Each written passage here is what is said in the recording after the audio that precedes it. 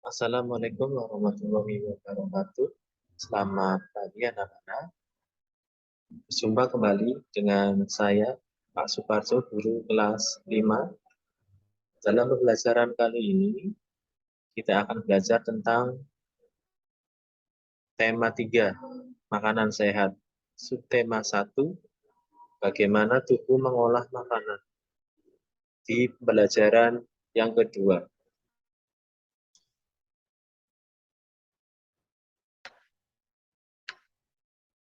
Tujuan pembelajaran kali ini nanti dengan menggali informasi dari teks bacaan, kalian mampu mendeskripsikan organ-organ pencernaan pada manusia dengan benar.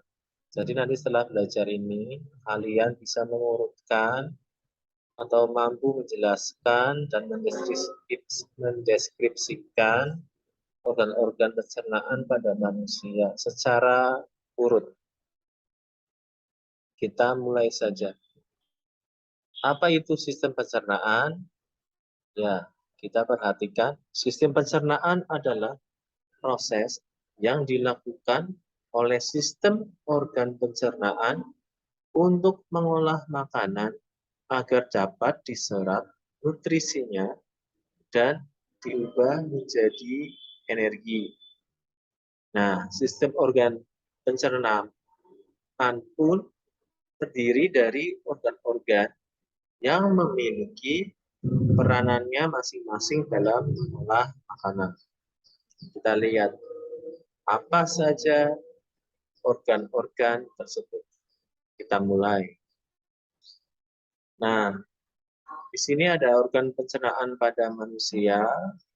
Yang pertama adalah mulut. Ini mulut.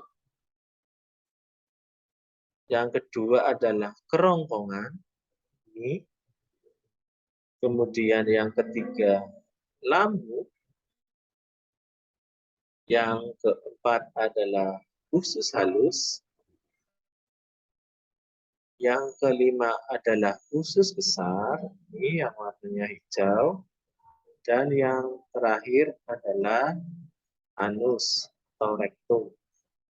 Nah, di sini kita akan mengetahui dan mendeskripsikan apa saja kegunaan dari organ-organ pencernaan manusia tersebut. Yang pertama, mulut. Nah, di sini bisa dilihat bagian-bagian mulut yang berperan pada sistem pencernaan. Nah, pada mulut, makanan pertama kali masuk melalui mulut. Di dalamnya ini terjadi proses pencernaan secara mekanik dan secara kimiawi. Untuk proses pencernaan mekanik dilakukan oleh gigi. Sedangkan proses pencernaan kimiawi dibantu oleh beberapa enzim seperti amilase, tialin, dan juga enzim maltase. Nah, ini gambar mulut yang dimiliki oleh kita semua. Nah, di dalam mulut itu ada apa saja? Pertama ada gigi. Ini ada gigi geraham, kemudian ini ada gigi taring, dan ini ada gigi seri. Yang kemudian ini ada lidah. Lidah itu gunanya untuk menyeimbangkan biar makanan tidak bergeser atau tidak bergerak kemana-mana. Jadi tetap.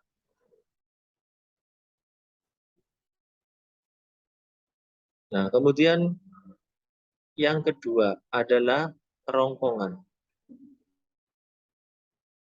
Setelah diproses melalui mulut, selanjutnya makanan menuju ke kerongkongan terlebih dahulu sebelum mencapai ke lambung. Nah, di kerongkongan ini ada gerakan peristaltik atau gerakan seperti meremas-remas. Gunanya apa sih? Gunanya adalah untuk mendorong makanan menuju ke lambung. Nah, di sini gambarnya adalah seperti ini. Ini ada tenggorokan dan ini adalah Ini makanan ketika dimasukkan ke mulut kemudian didorong. Nah, ini dorongan ini namanya gerakan peristaltik. Ada gerakan relaksasi, kemudian gerakan kontraksi. Ini ada mengembang, nah di sini nipis, kembang lagi. Nah, di sini seperti ini, bentuknya seperti balon. Kemudian menuju yang ketiga, lambung. Nah, organ pencernaan berikutnya di sini adalah lambung.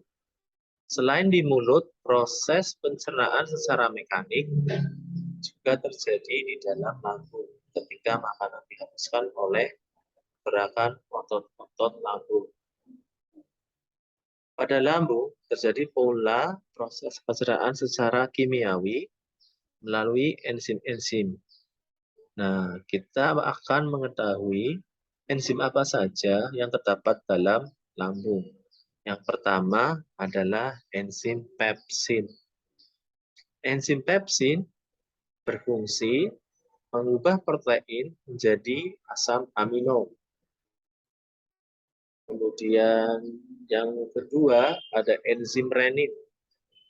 Enzim renin berfungsi mengubah protein menjadi kasein. Kemudian yang ketiga adalah enzim HCl atau asam lambung. Ada asam klorida HCl. Fungsinya memecah protein serta melawan virus dan bakteri yang masuk melalui sistem pencernaan. Nah, ini HCl gunanya untuk membunuh jika ada virus atau bakteri yang masuk dalam makanan. Nah, ini akan dilawan oleh HCl. Kemudian yang berikutnya adalah usus halus. Dari lambung, makanan yang sudah diproses di lambung, kemudian menuju ke usus halus. Usus halus terdiri atas 3 bagian, yaitu duodenum, atau yang kita sebut dengan usus 12 jari, jejunum ini, atau usus kosong. Yang ketiga adalah ileum, usus penyerapan. Di usus halus ini, makanan kembali diproses secara kimiawi yang dibantu oleh enzim-enzim dari pankreas. Nah, di dalam usus halus ini, nutrisi diserap. Kemudian bagian yang berikutnya adalah usus besar. Nah, setelah nutrisi diserap di usus halus, sisa-sisa makanan mengalami pembusukan di dalam usus besar. Selain pembusukan di dalam usus besar, di usus besar juga ini air diserap sehingga sisa-sisa makanan siap diubah menjadi feses atau kotoran.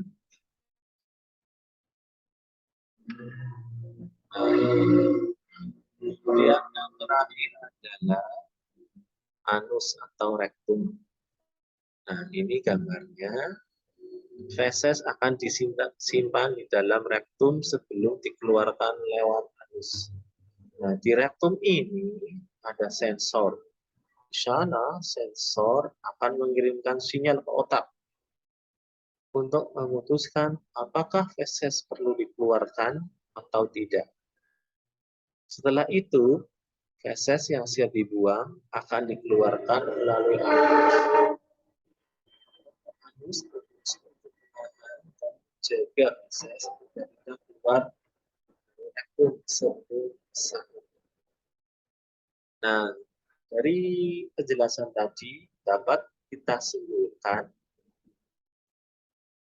Yang pertama, organ pencernaan pada manusia adalah mulut. Mulut berfungsi menghancurkan makanan sehingga ukurannya menjadi lebih kecil.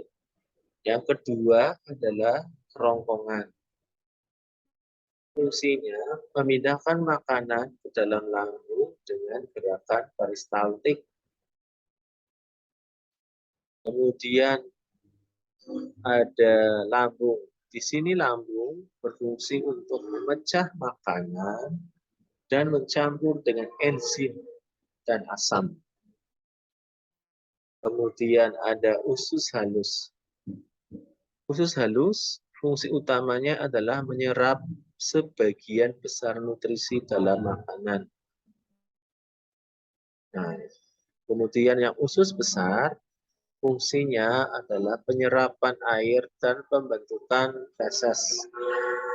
Yang terakhir adalah anus, fungsinya adalah pengeluaran sisa-sisa makanan yang sudah tidak diperlukan lagi oleh tubuh.